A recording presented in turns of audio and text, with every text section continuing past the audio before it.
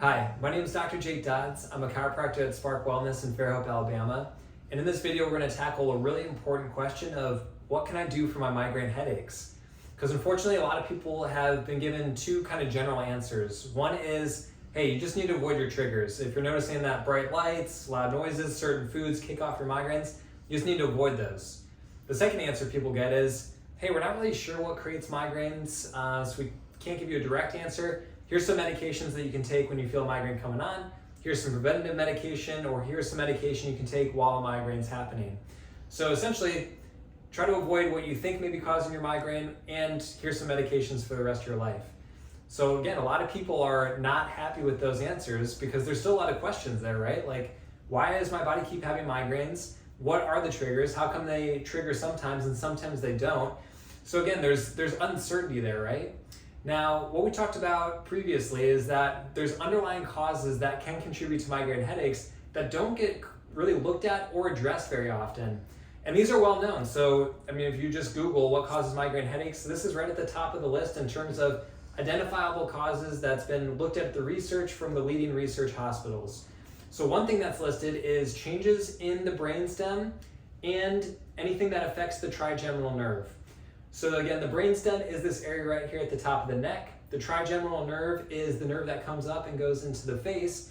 But then the question is, like, why are those getting things affected? How does the brainstem get affected? How does the trigeminal nerve get affected?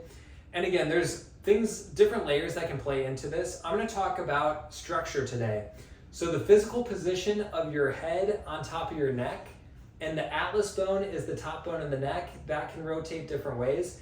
So the position between all three of those things, your neck, that atlas bone at the top of the neck, and your skull, has a really direct application for how your brainstem is functioning. Because essentially, brainstem is this bundle of hundreds of thousands, millions of nerves running through a hole that's about an inch wide, inch in diameter. So with that, for a lot of people, they've had accidents, injuries, they've had wear and tear, and the head is no longer sitting on top of the neck correctly. And again, the atlas can move a bunch of different ways. And then the body's left to deal with that the best way it can, including your brainstem that controls so many of these vital body functions. I've actually posted a link in this video that shows the Super Bowl quarterback for the Bears Super Bowl shuffle team, the really famous Super Bowl team. So he was obviously a high-performing athlete. He also had a bunch of stress throughout his life. And he got to the point where his headaches were so bad, he couldn't leave his house. He never wanted to take his sunglasses off. It was almost a round-the-clock thing for him.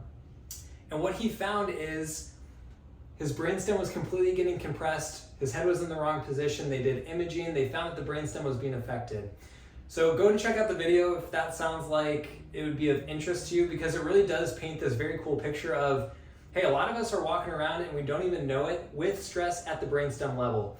So this is obviously kind of a more extreme example, but how many people are walking around with migraines that they're getting a few times a year, once a month, a couple times a week? It really does affect people on a consistent basis, and there's not really a whole lot of conversation going on between, hey, is the structure of your head, neck, and atlas potentially creating irritation on that brainstem that controls so many things in your head and neck? So one thing I'd really encourage you to take a look at is fixing the structure. If you haven't had somebody evaluate the structure of the head and the neck and the atlas, it's a really cool place to start, because again, the general rule of the body is your body is designed to work from a certain position. The further we get away from that, the structures aren't as happy, and nowhere is that more true with these nerves that can be so sensitive at the top of the neck. So the other thing I'd encourage you to look at is imbalance in brain chemicals. So again, this doesn't always get talked about a whole lot, but there's this whole relationship between serotonin and dopamine. So again, there's a lot of things that can play into this relationship.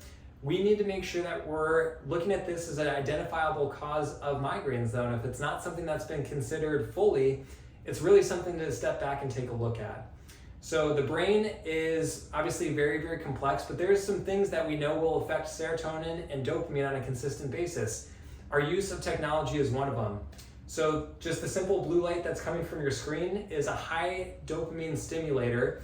Not to mention a lot of the content that we look at on either a TV or computer is designed to be stimulating by its very nature.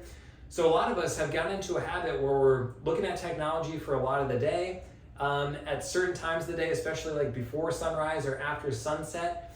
That bright blue light really affects your dopamine cycles. It can throw things off in a big way.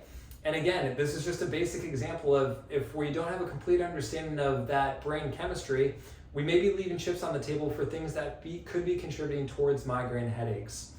So if this video was of value to you, what I want you to do is like and subscribe, because what we're going to be doing in this video series is coming out with more and more of these things that we can look at so you can keep peeling those layers back and keep getting to that root identifiable cause for your migraine headaches so that you can do something and you can take that next step forward.